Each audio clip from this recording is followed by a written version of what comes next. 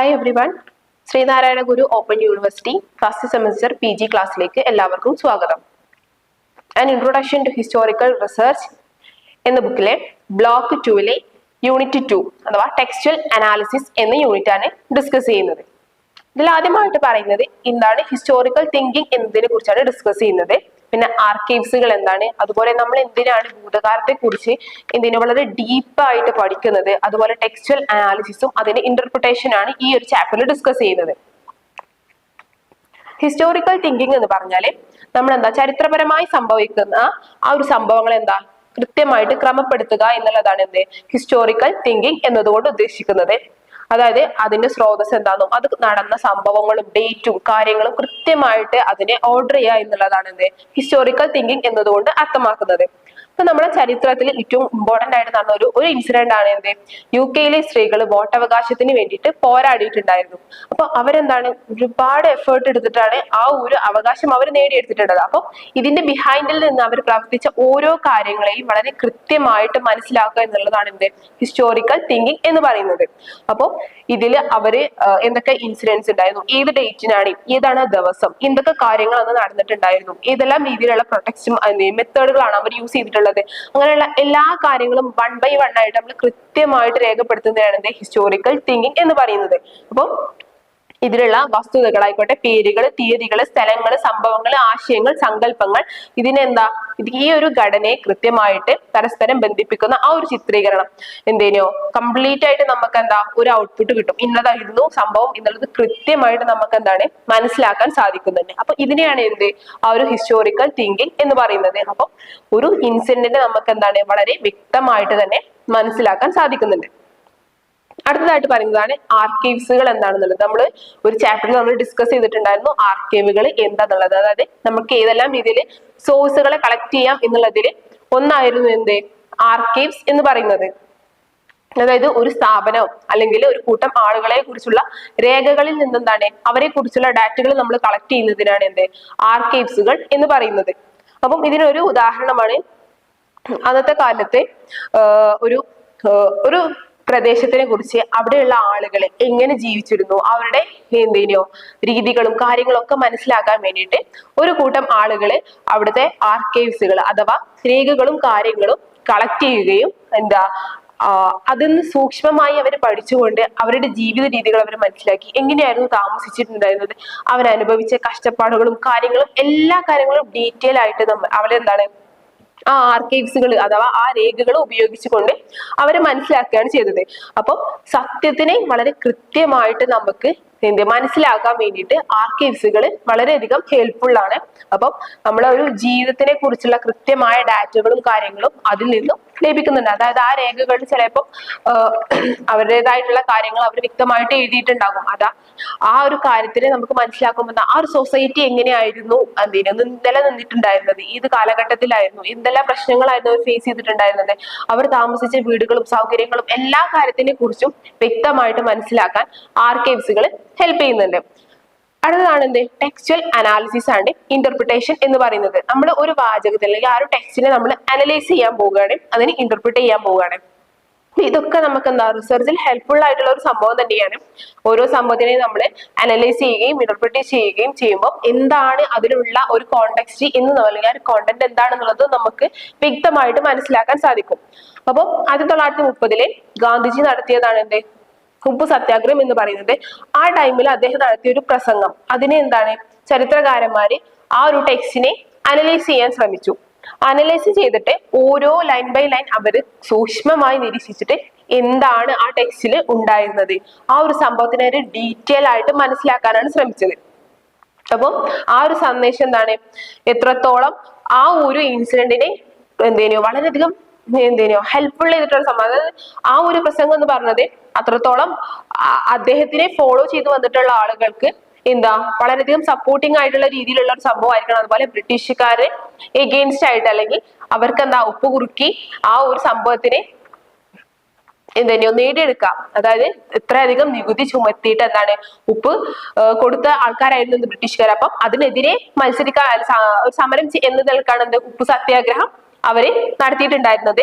അപ്പോൾ ആ ഒരു പ്രസംഗത്തിലുള്ള സംഭവങ്ങളെ വായിക്കുമ്പോൾ എന്താണ് ഹിസ്റ്റോറിയൻസിന് അത്രത്തോളം തീവ്രമായിട്ടുള്ള ഒരു സംഭവം നടന്നിട്ടുണ്ട് എന്നുള്ളതിനെ മനസ്സിലാക്കാൻ വേണ്ടിയിട്ട് സാധിക്കും. എന്താ അതിന്റെ അർത്ഥം എന്താണെന്നും കാഴ്ചപ്പാടുകൾ എന്താണെന്നും ചരിത്രപരമായിട്ട് എത്രത്തോളം പ്രാധാന്യം അർഹിക്കുന്നുണ്ട് എന്നുള്ളതും എന്താണ് ഒരു ദൃശ്യപരമായിട്ട് തന്നെ വിശദീകരിച്ചെടുക്കാനേ അവർക്ക് സാധിക്കും. കാരണം ആ ലൈനുകളിലൂടെ വായിക്കുമ്പോൾ അവർക്ക് തെളിഞ്ഞു വരുന്ന ഒരു ചിത്രം ഉണ്ടാകും ഏതൊരാൾക്കും. നമ്മളിപ്പോ ഒരു സ്റ്റോറി വായിച്ചോട്ടെ, വാക്കുകൾ അല്ലെങ്കിൽ വരികൾക്കിടയിലൂടെ വായിക്കണം എന്നാ പറയല്. അപ്പോൾ നമുക്ക് എന്താ ആ ഒരു വ്യക്തി അല്ലെങ്കിൽ അത് എഴുതിയ ഒരാള് ഇത്രത്തോളം ഇൻഡെപ്തിലാണ് ആ സംഭവത്തിനെ അതിൽ എഴുതിയിട്ടുള്ളത് എന്ന് നമുക്ക് മനസ്സിലാക്കാൻ പറ്റുള്ളൂ.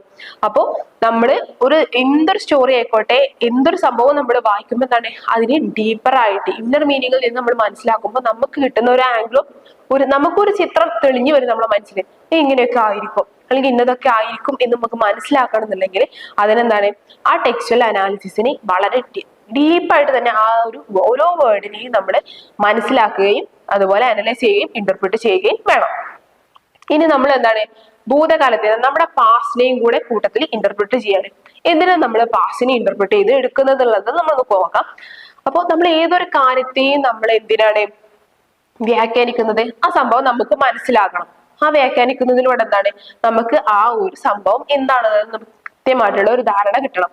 അതുവേണ്ടി തന്നെയാണ് നമ്മൾ ഭൂതകാലത്തെയും നമ്മൾ സൂക്ഷ്മമായിട്ട് വ്യാഖ്യാനിക്കുന്നത്. അപ്പം അന്നത്തെ കാലത്ത് എന്തൊക്കെയാണ് സംഭവിച്ചിട്ടുള്ളത്, എന്തെല്ലാം ഇൻസിഡൻസുകൾ ഉണ്ടായിട്ടുണ്ട്, അതുപോലെ എന്തിനോ ആരൊക്കെ പാസ്റ്റിൽ കഴിഞ്ഞു പോയിട്ടുണ്ട്, എന്തെല്ലാം സംസ്കാരങ്ങളും ആചാരങ്ങളും കലയായിക്കോട്ടെ, അങ്ങനെ ഒരുപാട് കാര്യങ്ങളുണ്ട്. ഇതൊക്കെ എന്തെല്ലാം കാര്യങ്ങളാണ് നിലനിന്ന് പോയിട്ടുണ്ടായിരുന്നത് എന്ന് മനസ്സിലാക്കാൻ വേണ്ടിയിട്ടാണ് നമ്മൾ എന്തിന് പാസ്റ്റിനെ കൂടുതലായിട്ട് ഇന്റർപ്രിറ്റ് ചെയ്യുന്നത്.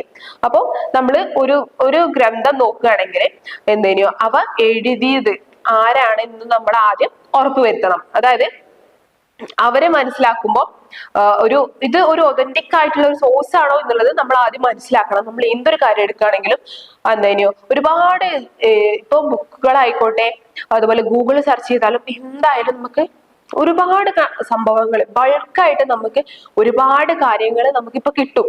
അപ്പൊ അതിൽ എത്രത്തോളം സത്യമുണ്ട് ഇല്ല എന്ന് നമുക്ക് മനസ്സിലാക്കാൻ പറ്റില്ല. അപ്പൊ നമ്മൾ എടുക്കുന്ന ഒരു ഗ്രന്ഥത്തിന് അതിനെ വിശ്വസിക്കാൻ കഴിയുമോ എന്നുള്ളത് നമ്മൾ ആദ്യം ഉറപ്പുവരുത്തുക. പിന്നെ ഭൂതകാലം നമുക്ക് ഒരുപാട് കാര്യങ്ങൾ ഹൈഡ് ചെയ്ത് വെച്ചിട്ടുണ്ട്. അപ്പൊ അതിനൊക്കെ നമ്മൾ കണ്ടെത്തി വ്യാഖ്യാനിച്ചു കൊണ്ടുവരുമ്പോൾ നമുക്ക് ഒരുപാട് കാര്യങ്ങളെ ഫൈൻഡ് ചെയ്യാൻ പറ്റും. അപ്പം കാലാകാലങ്ങളായിട്ടുള്ള വ്യത്യസ്തങ്ങളായിട്ടുള്ള ആശയങ്ങളും അനുഭവങ്ങളുടെയും ഒരു വിശദീകരണം തന്നെ നമുക്ക് ഈ ഒരു ചരിത്ര പഠനത്തിലൂടെ നമുക്ക് കിട്ടും അല്ലെ. അതായത് നമുക്ക് ഒരുപാട് കാര്യങ്ങളെ ഹിഡൻ ആയിട്ട് കിടക്കുന്ന ആശയങ്ങളും സംഭവങ്ങളും ഒക്കെ നമുക്ക് ഇതിനെ ഇന്റർപ്രിറ്റ് ചെയ്യുന്നതിലൂടെ മനസ്സിലാക്കാൻ പറ്റും. അതുപോലെ നമുക്ക് അന്നത്തെ ആളുകളെ എന്തുകൊണ്ടാണ് ആ ഒരു സംസ്കാരം അല്ലെങ്കിൽ ആ ഒരു കൾച്ചറിനെ ഫോളോ ചെയ്ത് വന്നിട്ടുള്ളത്, അല്ലെങ്കിൽ എന്തുകൊണ്ടാണ് അവർ ഇങ്ങനെയൊക്കെ പ്രവർത്തിച്ചിട്ടുണ്ടായിരുന്നത്, എന്തുകൊണ്ടാണ് ഈ ഒരു റിച്വൽസ് ആയിക്കോട്ടെ എന്ത് സംഭവങ്ങളും അന്നത്തെ കാലത്തുള്ള ആളുകൾ എന്തുകൊണ്ടാണ് ഇത് ഫോളോ ചെയ്ത് വന്നിട്ടുണ്ടായിരുന്നത് എന്നും നമുക്ക് ഇതിലൂടെ മനസ്സിലാക്കാൻ സാധിക്കും.